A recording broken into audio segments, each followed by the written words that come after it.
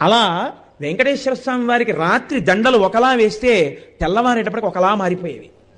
ఎవరు చేస్తున్నారని ఒక రోజున అనుమానం వచ్చి ఒక మహంత్ గుదిలో నక్కి పడుకున్నాడు చూద్దామని. అర్ధరాత్రి అయ్యేటప్పటికీ అయ్యవారి పాలపీఠం దగ్గర రాయి తొలగి తేజోరూపంలో తరిగొండ వెంగమాంబ గారు వచ్చి హారాలు సరిచేస్తుంటే చూసి మూర్చిపోయాడు. ఇప్పటికీ తేజోరూపులై ఆనందనిలయంలోకి వెళ్ళి ఈశ్వరుణ్ణి సేవిస్తారు.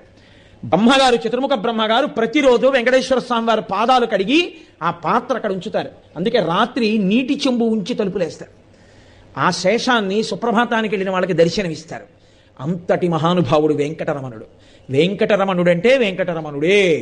ఒకరా ఇద్దరా, ఎంతమందితో అనుబంధం.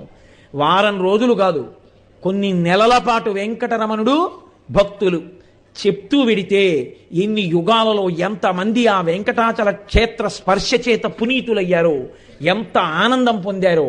ఇప్పటికీ నేను మీకు ఒక యథార్థం చెప్తున్నాను.